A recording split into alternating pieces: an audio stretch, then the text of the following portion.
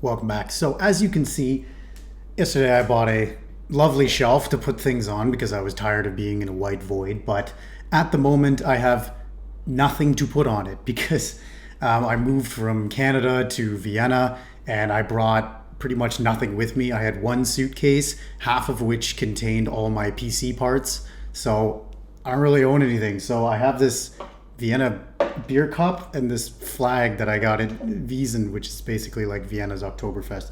So I think I'll remove those for now because they're kind of distracting. So I might go back to the white void for a little bit, but hey, for now it'll be this blank shelf. So I think we were tricked a little bit from this Great Northern War. It mostly is on Sweden. Apparently Russia plays more of a side character in this whole thing.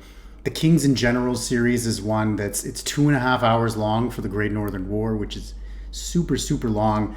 And videos like this, and this is why I really think it's a good idea to have this, is perfect for like Patreon. Because I will sit here for 3 hours and just watch the video with you guys. I don't care. For me, it's fun. But to upload a 3-hour video onto this YouTube channel, along with already the Great Northern War, which I've covered already, I don't know. I don't think it makes as much sense. So let's get into it.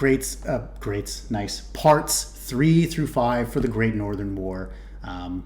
Yeah, let's go. If you haven't already yet, please remember to like, comment, subscribe. All helps the channel. Thank you. Let's go.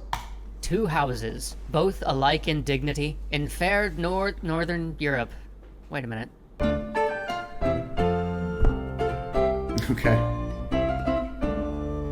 With Poland-Lithuania out of the fight, Charles XII sets his eyes on another foe, the Russian giant Peter the Great. While Charles had run roughshod over Poland, Peter had taken advantage of the moment to once again assail the Baltic provinces. He was stopped short of his ultimate goal, but Peter's efforts there were not without gain. His armies carved a path all the way to the Swedish fortress of Nyenskans, which he tore down to build an even greater fortress, the Peter and Paul Fortress, which would serve as the cornerstone for his most ambitious project of all, St. Petersburg. He would erect a new city here, one grander and more modern than anything Russia had ever seen. This would be his gateway to the West.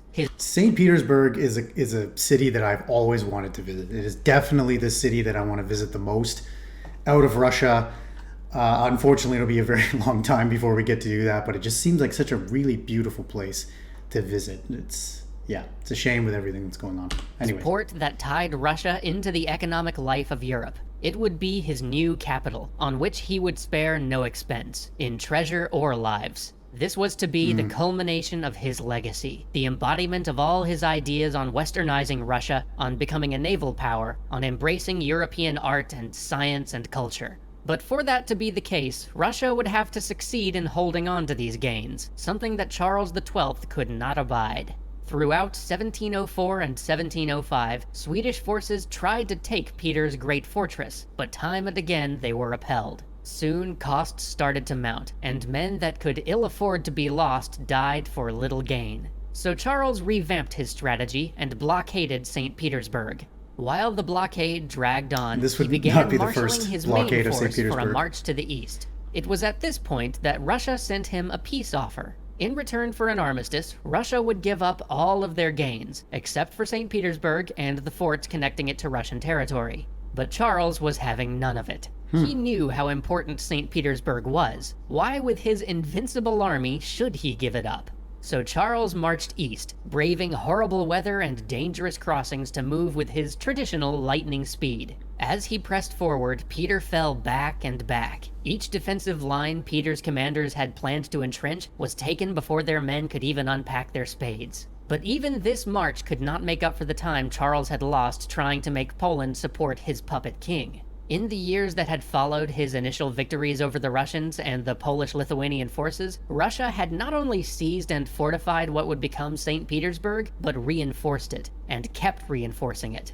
Yet, the Swedish army was strong, their king was able, their officers daring and intelligent. Top members of the military thought that it would be a tough fight, but that they could take St. Petersburg. They drew up plans and submitted them to the king, who swore them to utmost secrecy about the plans they had concocted. And so the officers marched, thinking their objective to be St. Petersburg. But soon they found themselves near Minsk. Wait a minute, that wasn't on the way to St. Petersburg. That they Ah, were not so ready. That strike. this was in the this was a question that I brought up in the Epic History TV video where the Swedish soldiers are all the way in the south, right near, if I remember correctly, modern Ukraine. And I was like, how the hell did they get down there? And I guess this is about to answer it, where they're going to keep going south. Okay. And there was only one place they could be going from there. He was marching them to Moscow. Yeah. Charles's officers had told him that they were not ready, that striking so deep into Russia was simply too great of a gamble. It was something the army simply wasn't prepared for. But how many times before had Charles been told that something was too great a gamble? How often had he heard that something was impossible, only to then achieve it himself? He had made up his mind. And fascinating too how history always sort of repeats itself in manners, even though, using that to say the same things happen. Obviously the causes are different and everything like that, but fascinating how you see those similarities with Napoleon as well. And the situation that I'm more familiar with is with Hitler thinking that he could have taken Moscow, right, if they just had have had that push. And they were close to it during the Second World War, right? They were only a few kilometers, not like 3 or 4, but 80 or 60 or so kilometers away from Moscow, but that push never eventually happened. That's a whole video in and of itself. And then there's the Caucasus oil fields and everything like this, to get more into the history. But it's just interesting how Moscow really seems to be this allure for capturing it for military leaders. They would not waste their time retaking lost territories. He would unseat Peter himself.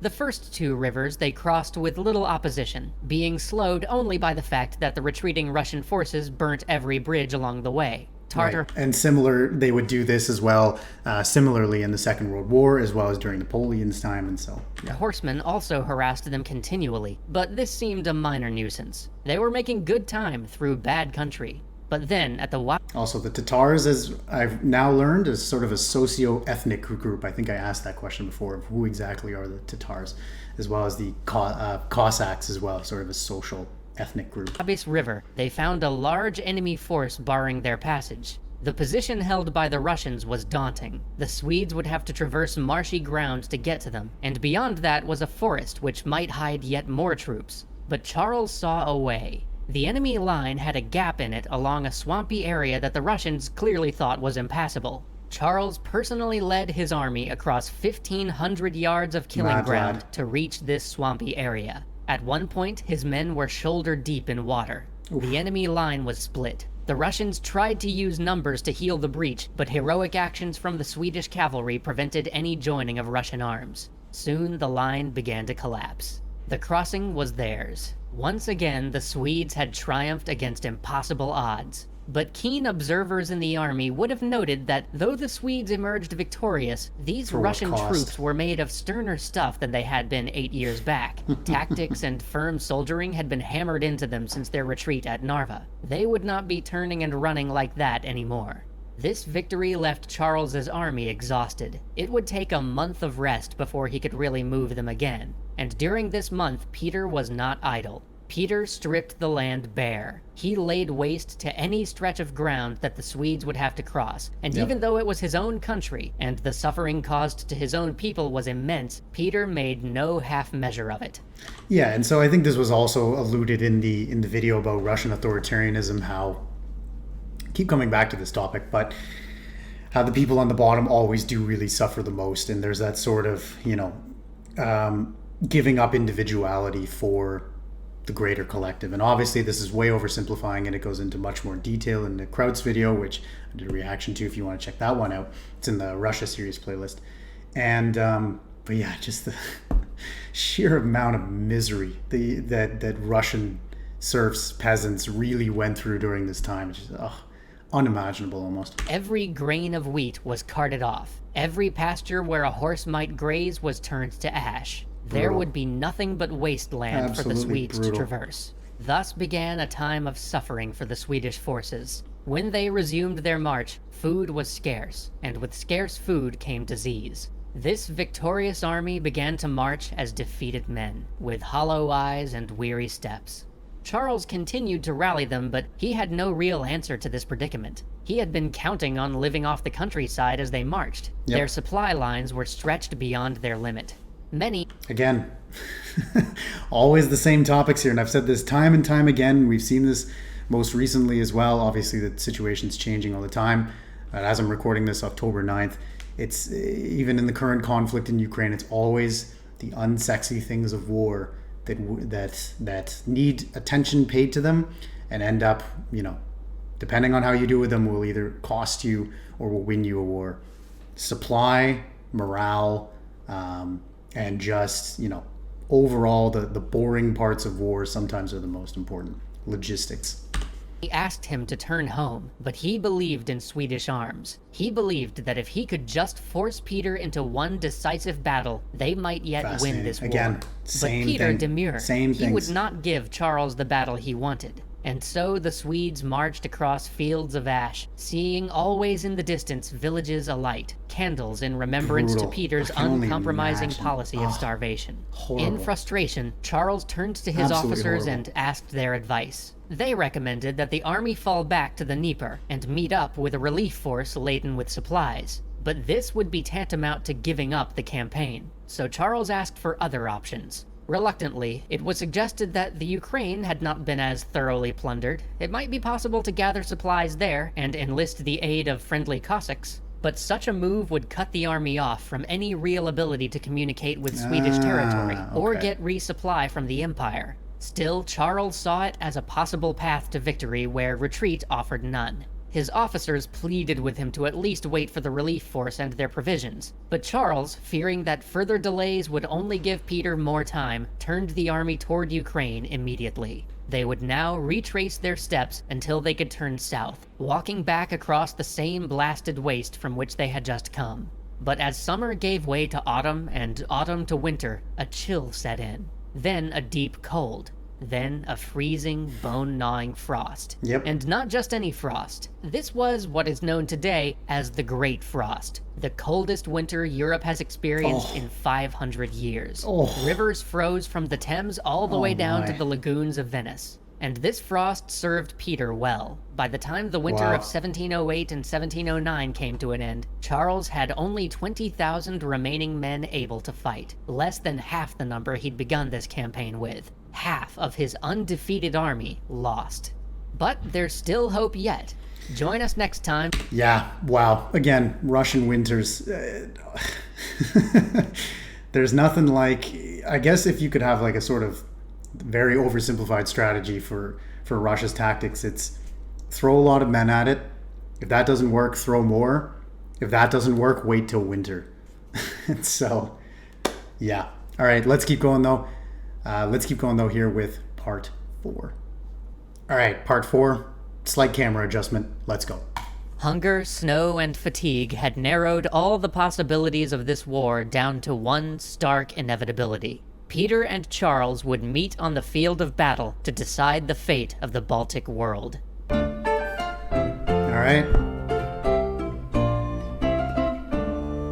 Charles had brought his forces into the Ukraine. He hoped... Why do people say the Ukraine?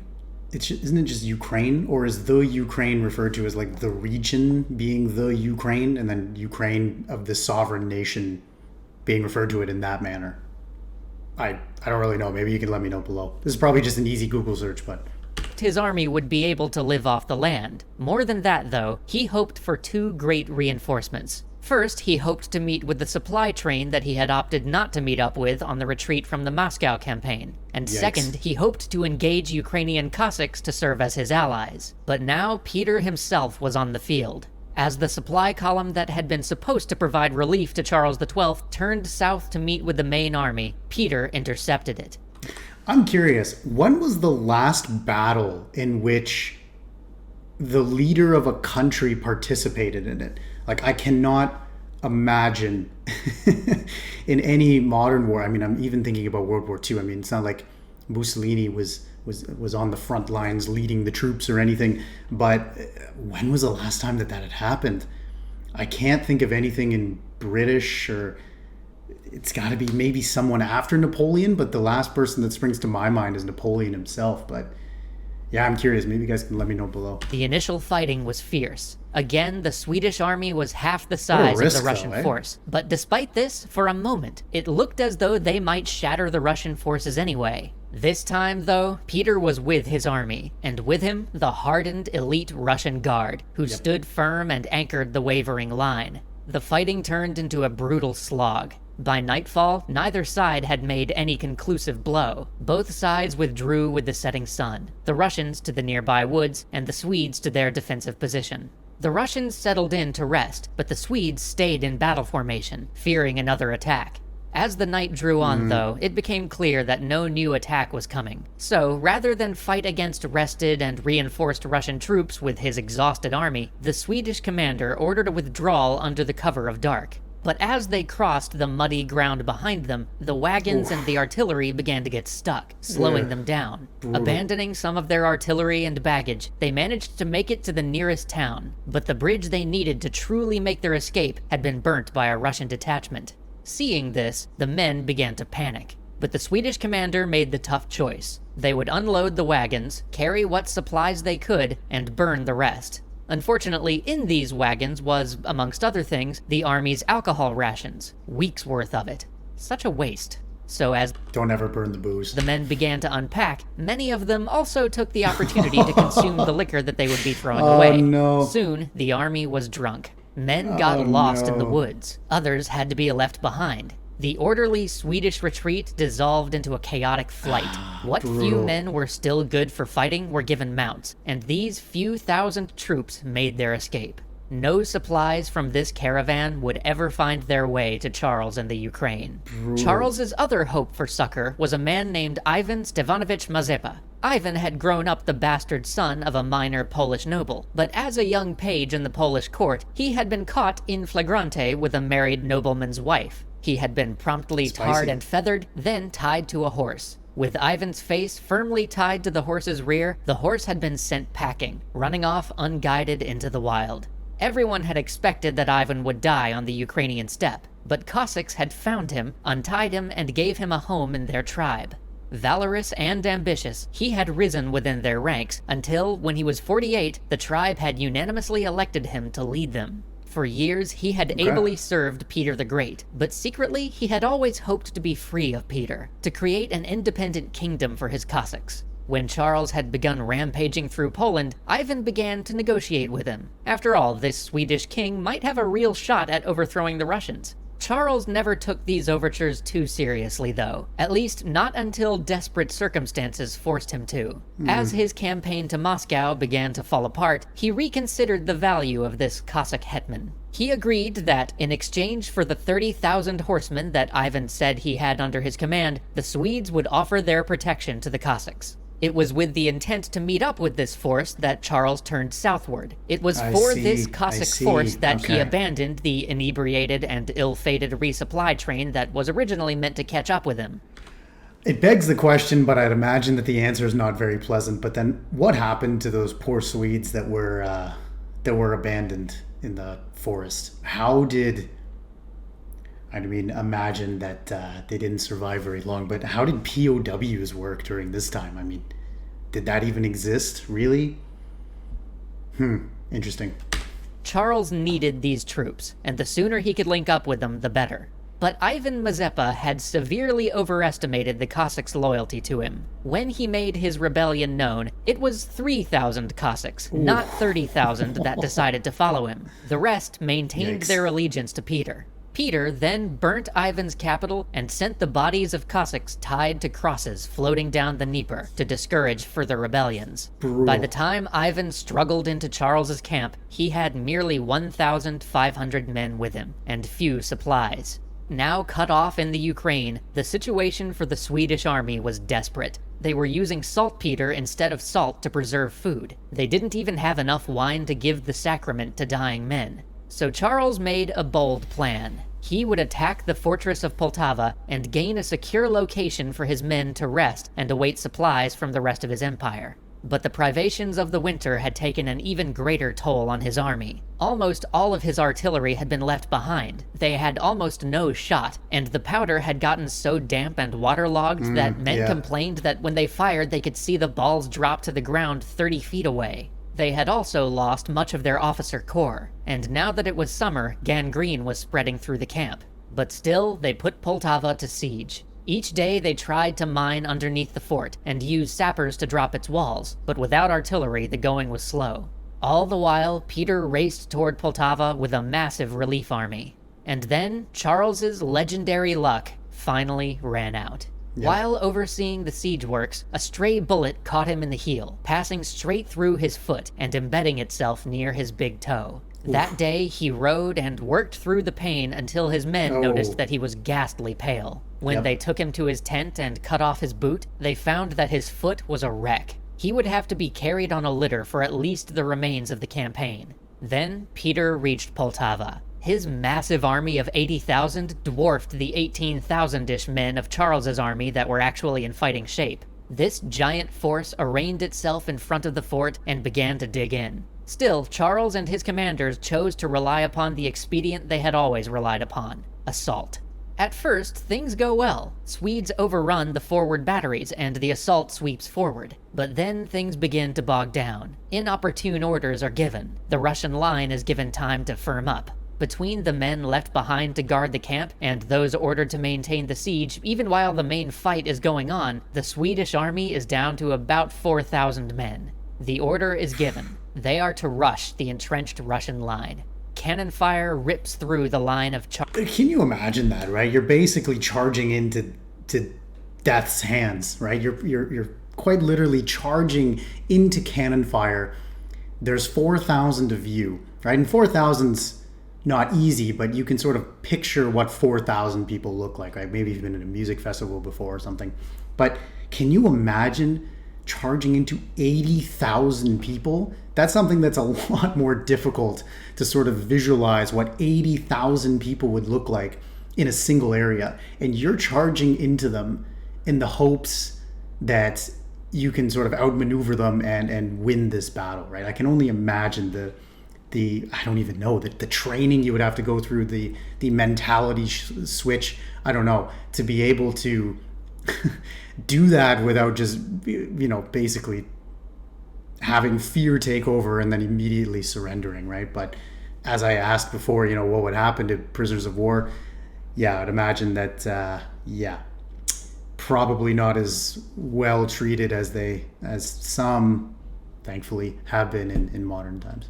Charging men. Bullets rained down upon them. By the time they reached the Russian works, nearly half of them lay bleeding on the field. The king orders his litter raced to the front to encourage his men. One by one, his litter bearers are shot dead around him, until only 3 of the original 24 remain. 20? The king's Can you imagine? You're carrying your king, the man you've put all your hopes into, and all your friends around you, well, your comrades, whatever, are dead. I can't even imagine it. I can't not imagine it. litter drops, smashed upon the ground. What few men are left surge forward, trying to prevent the Russians from capturing their king. A major rides up, dismounts, and lifts the king onto his own horse, only to be torn to pieces by Cossack sabers moments later. The king is whisked to safety, but at what cost? The army is routed, stumbling back across the steppe, disorganized. They need to cross the Dnieper to escape, but the Russians are fast on their heels. The Swedes are forced to make a difficult decision. The king is sent ahead with 1,500 of the fastest combat-ready cavalry they have left. The remainder of the army is transferred to one of the king's generals. 2 days later, with the Russians closing the army's line of retreat, 14,000 of what had once been the world's finest army surrender en masse. Wow. Can the king escape? Can the Swedes recover? Join us next week to find. Fascinating. All right, let's top this off. Let's get into part 5 here. What would probably be Charles' fall at this point. Let's get into it. Final part. Charles is on the retreat. Let's see what happens. Ragged and battered, the tattered remnants of the Swedish army fly south. Charles hopes to find succor within the Ottoman Empire, but Peter is hard on his heels.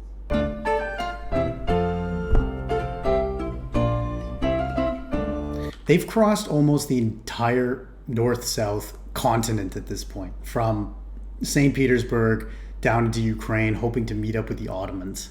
What a journey. Wow.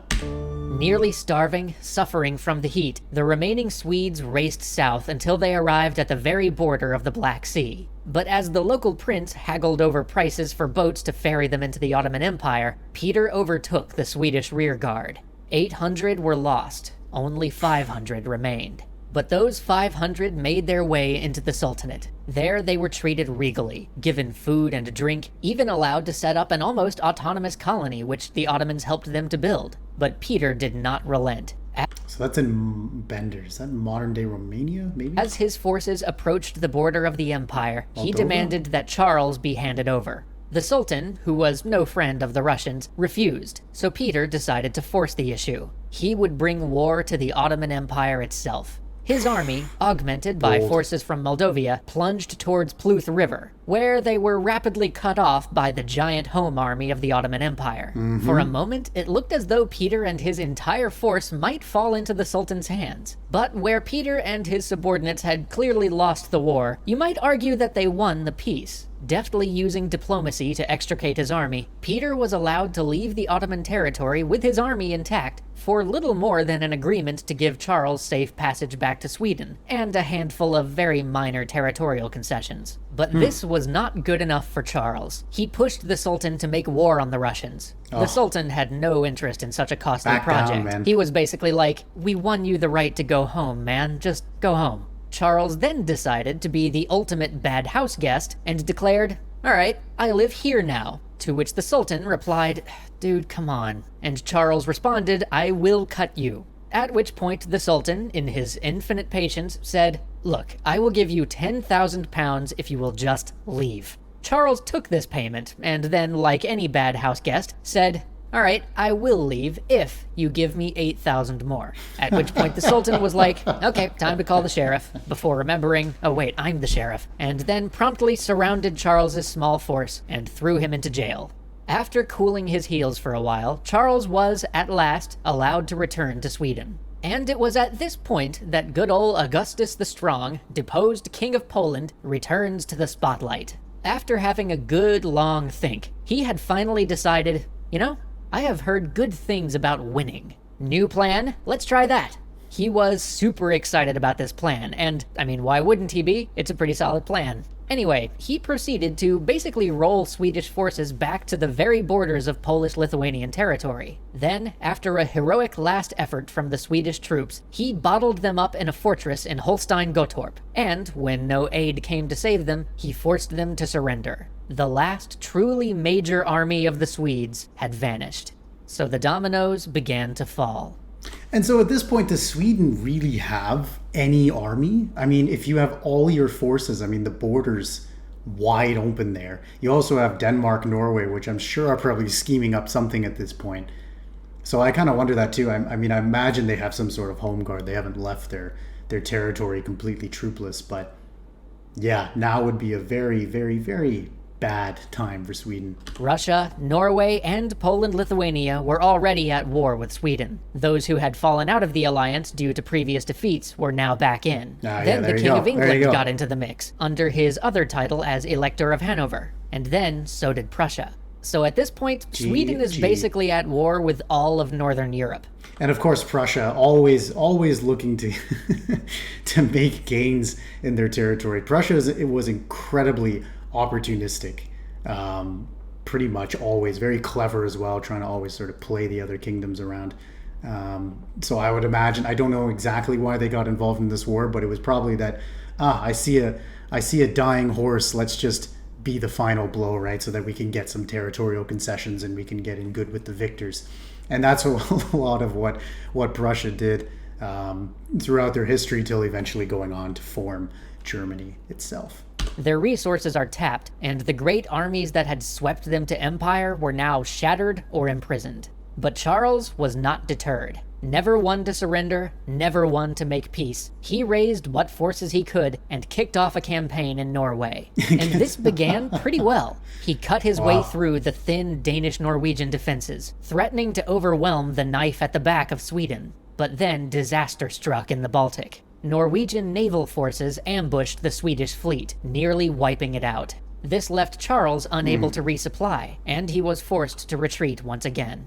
Meanwhile, Always in supplies, Finland, guys. which was part of Sweden at the time, the Russians had invaded. Initially, the going was slow. The Russians were impeded by poor roads and bad weather, but Peter, with his love of ships, settled on a new course of action. One where the Russian offensive would be centered on the coastline, where men and material could rapidly be transferred by sea. The Swedish commander in Finland was continually on the retreat, having neither the men nor the supplies necessary to contest the Russians. For this, he was recalled and replaced with a man who was much more likely to agree to the native Finns' demand for a fight.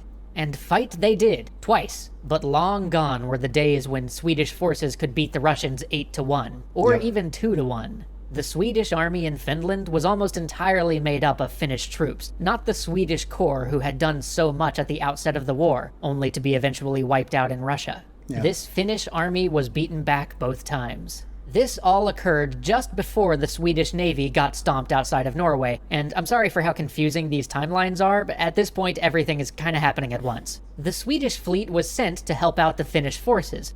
One thing that's important to note too, that they might mention it in the next 4 minutes, but maybe not, but Estonia. Modern Estonia was just ravaged during this time. If I remember reading this correctly, but Estonia had a higher population than Finland before the outset of the war, and then afterwards it was nearly half of what Finland was. And I believe to this day, I might be wrong, but even Finland has a larger population than Estonia. Not saying that that's because of the Great Northern War, but to say that Estonia and the people living in it were really ravaged by this war. And I don't really know if that's as well known. That's something I hadn't heard of till I read it online. To take some of the pressure off. But Peter, great lover of sailing ships that he was, ironically used a fleet of galleys to blaze past them on a day in which the sea was calm. Soon, the Finnish front was untenable, and what troops were left were recalled to defend Sweden itself. But Charles was not yet done. He planned a return to Norway. He knew there was exactly one hope. He needed to capture the fortress of Fredriksten, the very same place he had just lost his fleet failing to capture. He raised another 22,000 men for his last attempt to turn things around. Another 22,000. Their campaign in Norway was hard going, always in want of rations, having to swim across rivers or climb whole mountains to achieve the positioning that Charles wanted. But despite this suffering, Swedish discipline won out. And through this privation, the army never truly wavered, because they had always the example of their king, who always took the roughest tasks for himself. By November 1718, they made it to the fortress. Charles himself led an assault on the outerworks and overwhelmed them with his... So at this point, the war has been going on for 18 years. One thing to consider. So it would have been possible that if you're born in 1700, assuming that 18 was the age that people were trained up enough to join, that you could be one of these guys right now. And the war has been going on your entire life. And now you have a chance to fight in it. Crazy. The loyal grenadiers. Things were progressing nicely, but now the fortress had to be breached. On the 30th of November, Charles went to inspect the trench works. Laughing and joking with the men, he encouraged them in their work. Then, as night fell, the defenders put burning wreaths on the fortress wall to illuminate the surrounding ground. The king suspected that they might sortie out and try to smash the progress that had been made on the siege works before returning to the safety of their fort, so he climbed to the lip of the trench to get a better look. A nearby French officer, who had just joined the Swedes, called out to him, "That is no fit place for your majesty. Musket balls and cannonballs have as little respect for the king as for the common soldier." The king simply responded, "Don't be afraid." And one of the Swedish officers told the Frenchman, "Let him be. The more you warn him, the more he'll expose himself." The moon now washed the whole battlefield in a pale light. Soldiers worked, officers directed, and then there was a soft, wet sound, no louder than that of a rock gently dropped into a pool. The king was dead. A shot had passed through his left temple and out the right. He died where he lay, right at the top of the trench works. The succession passed to his sister, but the spirit of the army was gone. A retreat was made, and preparations to defend the homeland began. But defense was only a dream. From 1719 to 1721, Sweden suffered brutal raids and incursions from the Russians until, at last, they were forced to make peace. Sweden had to cede almost all of its territory except for the home country itself and Finland, which, after an occupation known as the Great Wrath, the Russians agreed to leave be. The grand dream of Charles was smashed, and with it, the Swedish Empire. Sweden would never rise again to such a position of prominence on the world stage. Yep. But as Charles's dream lay in ruins, Peter's became a reality. Russia pushed westward, gaining ports along the Baltic coast. More importantly, they proved that they were a power on the rise, that no longer could calculations about European politics be made without factoring the Russians in. There we go. Thus, the Great Northern War ends, and the wheel turns as one empire falls and another rises. And with that, afterwards, they will turn their attention west. And in the next video, with some successive Tsars afterwards, we will be talking about the Decemberist Revolution that took place. Well, you know what? I'm not going to spoil it too much, but it'll be from Epic History TV. Fantastic little series. It's a two-parter, and that's what's going to be up next. After that, I'll be doing the Russian Revolution by Oversimplified. And finally, I'll be ending it off with Geography Now, Russia. Thank you all very much for joining me in this series. Kings and Generals is definitely one that I will be checking out as well. I think that could be a Patreon thing. Maybe I do a live stream on that. I don't know. Let me know what you think below, because I think this is a great little topic. I had tons of questions in the first part, a little bit less on this one. And I think the Kings and Generals series would pretty much answer all of them. So thank you very much for joining me on this little journey through the Great Northern War, where Sweden was the main player, but Russia also played a bigger role. And I will see you guys in the next video. Take care.